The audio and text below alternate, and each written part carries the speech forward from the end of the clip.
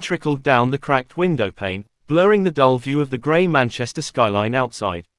The room was small, a single bed in the corner, a desk littered with unopened mail, a mug of cold tea that had been sitting there for 2 days. The clock on the wall blinked 6:07 a.m. in dim red light. It was Monday, but to Tom, it felt like every other day, stale, heavy, and without purpose. He sat on the edge of the bed, elbows resting on his knees, staring at a pair of old running trainers tucked beneath the chair. They were once white, now a weary shade of grey, laces tangled like the thoughts in his head. He remembered when he bought them 3 years ago, convinced he'd run a marathon, change his life, prove to everyone, including himself, that he wasn't just another bloke drifting through days. That dream had faded faster than the color on those shoes. He rubbed his face with both hands, trying to shake off the fog in his mind. The air in the flat felt thick, like it hadn't moved in weeks. He stood up, walked to the tiny kitchenette, and opened the fridge. Inside, half a bottle of milk, 2 eggs, and nothing else. The milk was past its date. He shut the fridge and exhaled sharply, frustration pressing into his chest. Another reminder of how far he'd fallen. On the table near the window lay a pile of letters, bills, mostly. Council tax, electricity, broadband, all stamped in red. He picked one up and turned it over, not really reading it, just staring at the bold, final notice, printed across the top. His eyes moved to his phone lying beside the envelope. The screen lit up as a notification appeared. Another email, another job rejection. He didn't even need to open it. He knew what it said. Thank you for your interest, but we've decided to move forward with other candidates. It had become the story of his life, always almost good enough. He leaned back in his chair, running his hand through his unkempt hair, and muttered under his breath, "Guess dreams don't pay the rent." The words hung in the air for a moment, heavy and true. He hated how easily they came out, how natural defeat felt now. To drown the silence, he opened YouTube on his phone. The algorithm offered him what it always did: music, football highlights, some random vloggers showing off perfect lives in perfect cities. He scrolled aimlessly until a thumbnail caught his eye, bold text that read, "Dream, Motivational Speech by Billy Alsbrooks." The title alone stirred something faint in him, something he hadn't felt in a long time. Curiosity, hope, he wasn't sure. He hesitated for a second before tapping play. A strong, gravelly American voice filled the quiet room. The kind of voice that carried weight, that made you sit up even when you didn't want to. The dream is not dead, it's just waiting for you to show up. Tom froze. The voice cut through him like lightning. He stared at the floor, not moving, as if those words had been spoken directly to him. Waiting for you to show up. His mind drifted back to when he still believed he could be more. The nights he'd stay up sketching out plans, opening a small training business, running local marathons, helping kids in his community get fit. He had the energy back then, the fire. But one setback led to another, and each, chipped a little more off that dream until nothing was left but this: 4 walls, unpaid bills, and silence. But the voice kept going. You've got to stop running from who you are. The dream was planted in you for a reason. Tom swallowed hard. His heart beat faster. He felt a strange mix of anger and inspiration brewing inside.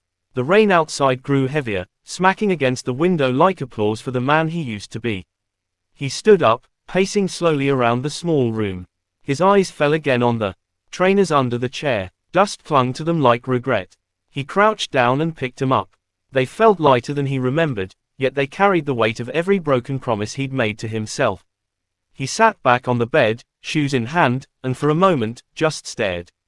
He could almost hear his old running coach's voice: "Your body will give up before your mind does, if you let it."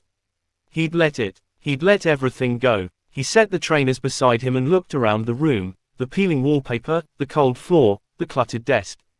This wasn't who he was supposed to be. Billy's voice roared through the tiny phone speaker again. "Don't let your dream die because you were afraid to fight for it." That line hit like a punch to the chest. Tom's eyes burned. He didn't want to admit it, but he'd been afraid. Afraid to try again, afraid to fail, afraid of looking foolish for believing he could be more than average. He looked at his reflection in the window. The rain distorted his face, but he could still make out his tired eyes. For the first time in years, he didn't look away. "Maybe it's time I showed up," he whispered. It wasn't loud, but it was enough. The words carried power, like the first spark of a fire that had been waiting in the ashes. He slipped his feet into the trainers. They felt strange, unfamiliar, like meeting an old friend after too long. The laces were stiff, but he pulled them tight anyway. His breath came deeper now, steadier. He walked to the door, paused, and glanced back once. The apartment looked the same, still small, still messy, but something had shifted. The air felt different, lighter. He grabbed his hoodie and stepped outside. The rain hadn't stopped, but he didn't care. The first drop hit his face, cold and sharp, waking every nerve in his body. He pulled his hood over his head and started walking towards the park. With every step, Billy's words echoed in his mind. The dream is not dead. It's waiting for you to show up. For the first time in years, Tom wasn't running away from his problems, he was running toward his dream. The gym was nearly empty when Tom walked in, the kind of early morning quiet that made every sound echo. The hum of fluorescent lights, the faint thud of weights being racked somewhere in the back, the low growl of an old treadmill running in the corner. The air smelled of iron and determination, mixed with a faint hint of disinfectant. It was 6 a.m., and outside the sky was still black, the Manchester rain falling in soft streaks against the windows. Tom stood at the doorway for a moment, gripping the strap of his gym bag, taking it all in. It had been over a year since he'd set foot in a place like this. The mirrors, the machines, the clanging plates, all of it felt both familiar and foreign. His stomach tightened with a strange blend of anticipation and dread. He wasn't sure what he expected to find here. Redemption, maybe. Proof that he could still fight for something. He set his bag down, unzipped it, and pulled out a towel and a water bottle. He moved slowly, stalling, pretending to check his phone as if looking busy would make it easier. But deep down, he knew what he had to do. There were no excuses left now. He walked toward the free weights section.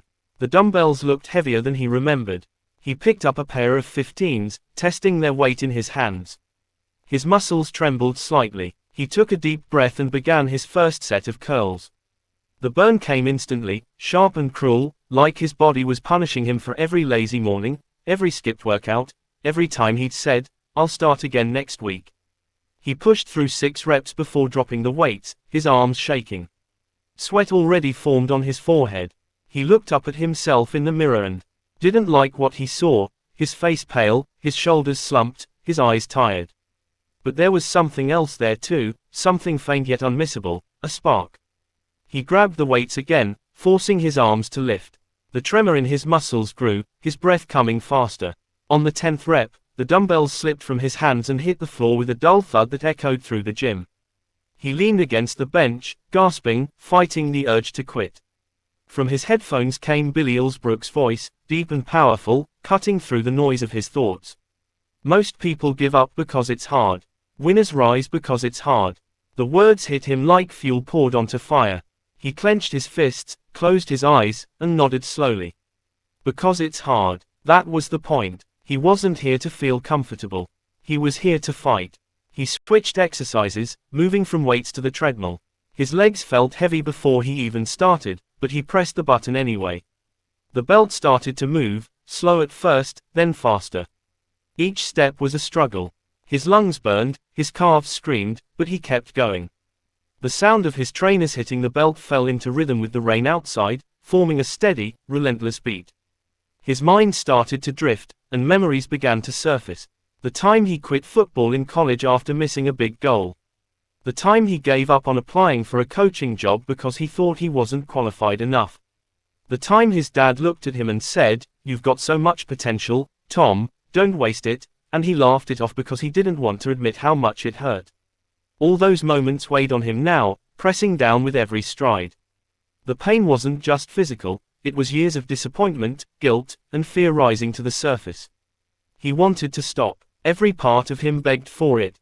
But then Billy's voice returned, louder than before, roaring through his headphones. Pain is temporary. Glory is eternal. The grind will not betray you. Tom gritted his teeth and pushed harder, his breath ragged. He felt his heartbeat in his temples, in his chest, in his fingertips. Sweat poured down his face, mixing with the tears he didn't even realize were falling. He wasn't just running on the treadmill anymore, he was running from the man he used to be, running towards something he couldn't quite see yet but could finally believe in again. He lasted 15 minutes before slowing to a stop, collapsing to his knees. His lungs burned, his shirt clung to his body, and his vision blurred for a second. He could hear his heartbeat thundering in his ears. For a long while, he just knelt there, breathing hard, staring at the floor. And then, slowly, a smile crept across his face. It wasn't joy exactly, it was something deeper. Relief, pride. For the first time in years, he hadn't quit. He wiped his face with his towel and sat on the bench, staring out the window at the rain-slicked street. The sun was beginning to rise, faint orange light pushing through the clouds. The world outside looked washed clean, renewed. A couple of other early rises had started filtering into the gym. One of them nodded at him in passing, a simple, silent gesture that said, "You're one of us." Tom nodded back. He felt it too. He stood, rolled his shoulders, and grabbed a heavier pair of dumbbells. His arms still ached, but he lifted them anyway. Rep after representative, breath after breath, he moved like a man who had finally remembered who he was. Each lift, each push, each drop of sweat felt like a line being drawn between the past and what came next. By the time he finished his session, his entire body felt like it was on fire. He was exhausted, drenched, trembling, but alive. Truly alive. He caught sight of himself in the mirror again. The face staring. Back was still tired, still worn, but there was light in his eyes now. Determination. Purpose. He picked up his bag, slung it over his shoulder, and walked toward the exit. As he pushed the door open, a cool rush of air hit his face. The rain had stopped. The streets glistened under the early sunlight, and everything looked just a little brighter. Tom took a deep breath and stepped outside. His legs hurt, his body screamed, but he didn't care. Because for the first time in a long time, he wasn't just surviving, he was fighting. And somewhere deep inside, beneath the ache and exhaustion, a quiet voice whispered the truth he already knew. The dream was alive, the morning air was crisp, the kind that woke you up before the caffeine ever could. The streets of Manchester were still damp from a night of light rain, and the pavement shimmered faintly under the golden rays of the rising sun. The hum of early traffic was distant, replaced by the rhythmic clang of weights and the faint thud of running shoes inside the gym. Tom stood in front of the same mirror he had faced every morning for the past year. But today, it didn't reflect the same man who had once walked in trembling, uncertain, and lost.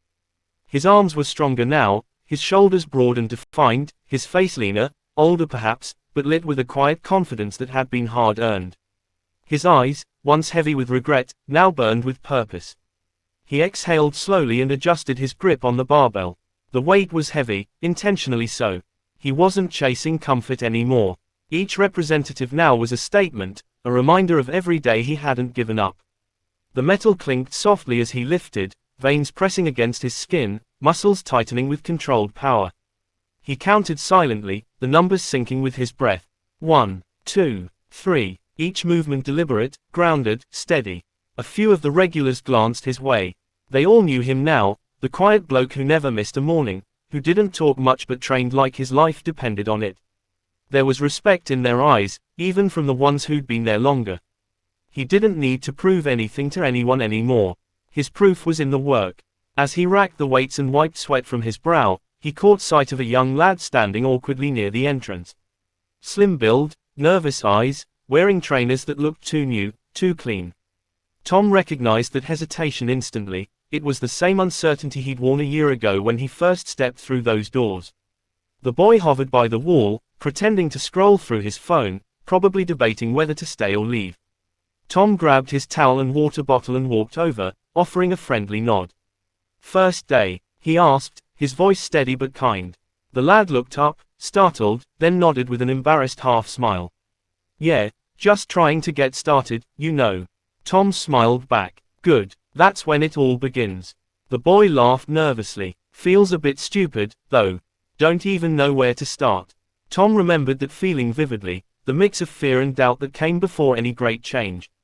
He looked the kid in the eye and said, "Don't worry about how it looks. Everyone starts somewhere. What matters is you showed up." The lad nodded again, this time with more conviction. Tom clapped him lightly on the shoulder. "Don't ever stop chasing that dream, mate. It's not dead, it's waiting for you." For a moment, neither of them said anything. The gym noise filled the silence, music, weights, the faint hum of effort. Then the boy smiled properly for the first time. "Thanks," he said quietly. I needed that. Tom nodded and stepped back, letting him find his space. As he turned towards the window, the early light hit his reflection once again. It was strange how time could change everything yet leave the core untouched. The man staring back at him now wasn't someone new, he was the same Tom, but refined by struggle, carved by discipline. Every drop of sweat, every early morning, every moment of doubt had shaped him into this version of himself. He picked up his hoodie, slung it over his shoulder, and walked out through the gym doors. The moment he stepped outside, the fresh morning air hit his skin. The rain had stopped hours ago, leaving the streets glistening under the light. Puddles reflected fragments of the rising sun, golden and alive. He took a slow, deep breath and smiled. The same city that once felt like a cage now looked like possibility. Every building, every street corner seemed to whisper, "You did it." He began walking home, his pace relaxed but purposeful. People passed by in suits, joggers, delivery cyclists racing to start the day. He blended in, but inside, he felt worlds apart. His phone buzzed with a notification. Some fitness page he followed had posted a new quote.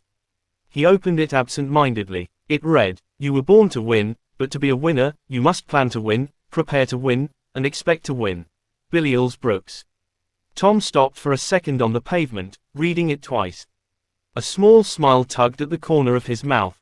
It felt like a full-circle moment. Those same words that once pulled him from despair now echoed through him as truth. He looked up at the brightening sky, whispered under his breath, "I showed up." It wasn't loud. It didn't need to be. It was enough, a quiet declaration of everything he'd fought through, everything he'd become. And as the city came alive around him, Tom walked on, steady and sure, the sound of his footsteps merging with the hum of the morning. The dream wasn't something distant anymore. It was here, in every breath, every movement, every moment he refused to quit. The dream was alive, and so was he.